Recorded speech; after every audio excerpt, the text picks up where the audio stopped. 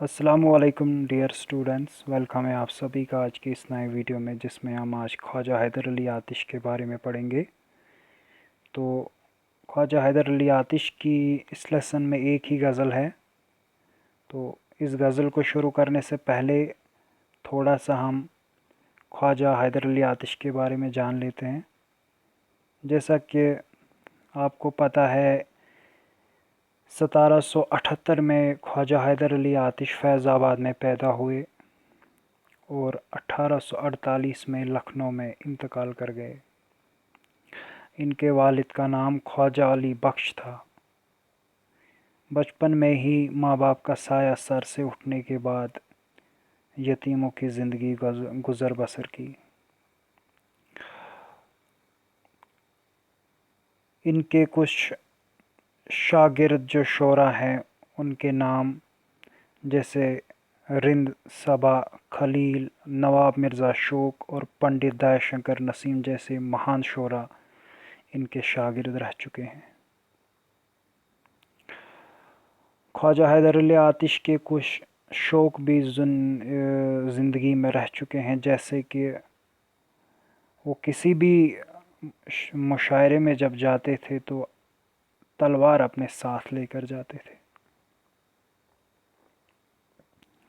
और कबूतर पालना भी उनकी ज़िंदगी का एक शौक़ था।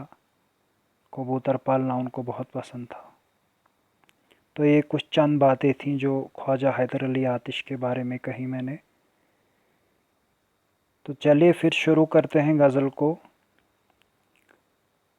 तो गज़ल का पहला शेर, जो कि इस गज़ल का मतला है,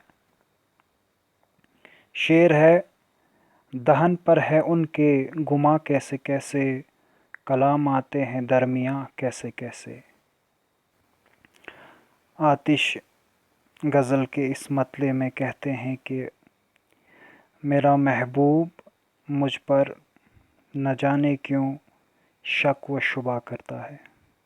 यानी कि आतिश कहते हैं कि मेरा जो महबूब है वो मुझ पर इस कदर शक करता है, इस कदर मुझ पर शक व शुबा करता है कि वो बहुत सारी गलत फहमियों का शिकार हो चुका है।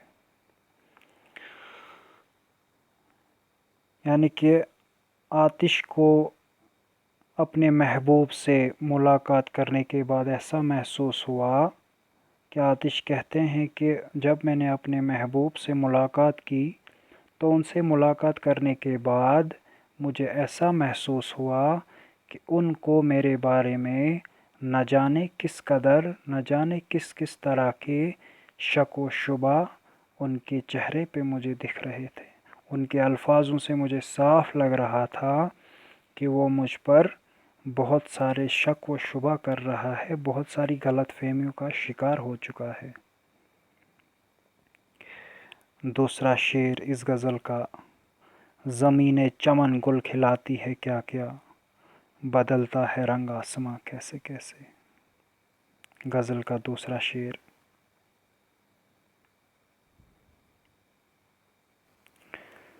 दूसरे शेर में आतिश फरमाते हैं कि दुनिया का जो निज़ाम है वो बहुत अजीब है, यानी बहुत अनोखा है।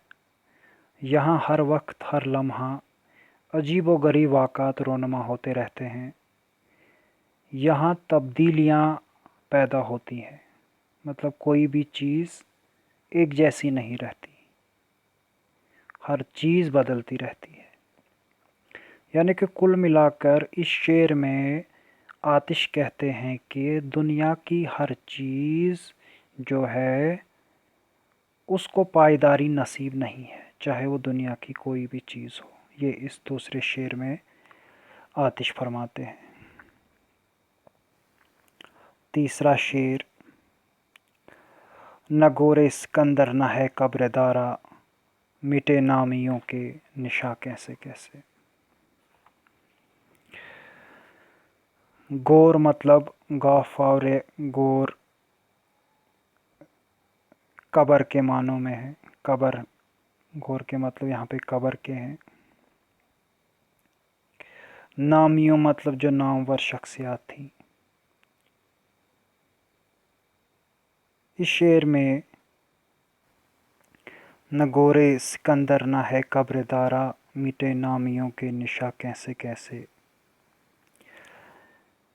इस शेर में शायर ने सन्नत तलमी का इस्तेमाल किया है।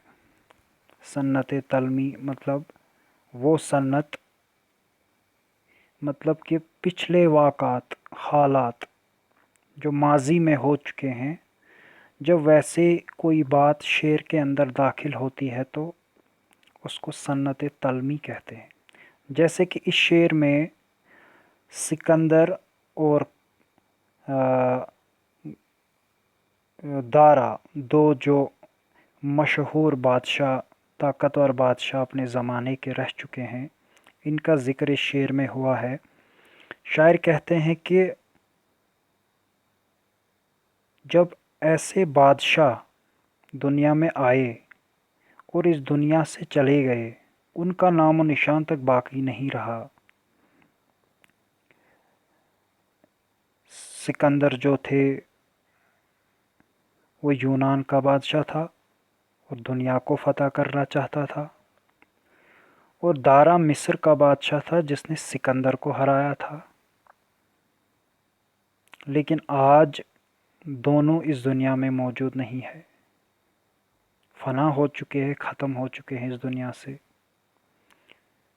आतिश इस शेर में दुनिया की बेसबाती का जिक्र करते हुए लिखते हैं कि इस दुनिया में न जाने कितने सिकंदर जैसे इंसान और दारा जैसे इंसान आए, लेकिन आज वो इस दुनिया में मौजूद नहीं, ख़त्म हो चुके हैं, फना हो चुके हैं, आज उनका नामो निशान तक मौजूद नहीं।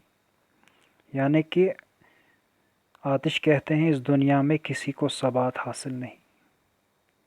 जो इस दुनिया में आया, कितना भी ताकतवर हो, और आखिरकार इस दुनिया से चला गया। इसके बाद चौथा शेर है, दिल व दीदा अहले आलम में गर है, तुम्हारे लिए है मकां कैसे कैसे। इस शेर में आतिश फरमाते हैं, इस शेर में शायर अपने महबूब से मुखातिब होकर लिखते हैं कि दुनिया के लोगों की नज़रों में मोहब्बत से बढ़कर कोई दौलत नहीं है। आतिश कहते हैं इस शेर में कि दुनिया के लोगों की नज़रों में मोहब्बत से बढ़कर कोई दौलत नहीं होती, और मैंने इस दौलत को अपने दिल में जगह दी है। ये आतिश कहते हैं शेर में कि मैंने इस दौलत को अपने सीने में, अपने दिल में जगह दी है, यानी अपने महबूब को आँखों में बसाया और जान से ज़्यादा उसको प्यार किया, यानी प्यार करता हूँ। लेकिन मेरे महबूब पर मेरी सच्ची मोहब्बत का कोई असर नहीं हुआ, क्योंकि मेरा जो महबूब है वो ऐश व अशरत में मोहब्बत को तलाश करता है। आतिश कहते हैं कि उसका जो महबूब है वो ऐश व अशरत, आराम, रुपया पैसा, माल और दौलत, इन सब में अब मोहब्बत को तलाश करता है। लेकिन जब कि हकीकत यह है कि सच्ची मोहब्बत इन सब में नहीं होती। यानी आतिश कहते हैं कि उसके महबूब के लिए सब कुछ दुनियावी आसाइशें हैं, जितनी भी दुनियावी आसाइशें हैं, उसका महबूब जो है आतिश का, वो इन चीज़ों में मोहब्बत को तलाश करता है, और दिल के जज्बात उसके लिए कुछ भी नहीं है।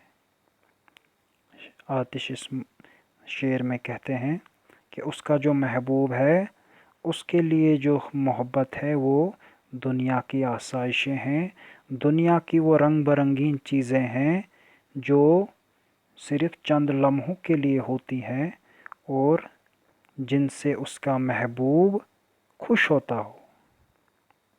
लेकिन आतिश कहते हैं असल मोहब्बत जो है वो दिल में होनी चाहिए, और आतिश कहता है उसके महबूब का जो दिल है اس میں بالکل بھی جذبات نہیں ہے۔ آخری شعر اس غزل کا: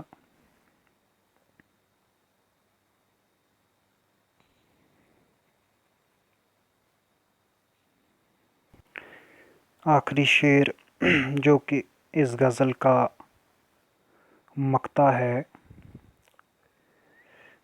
آخری شعر ہے: غم و غصہ و رنج و اندوہ و حرماں، ہمارے بھی ہے مہرباں کیسے کیسے۔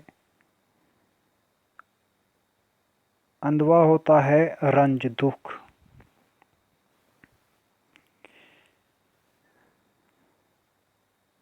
حرماں ہوتی ہے بد نصیبی۔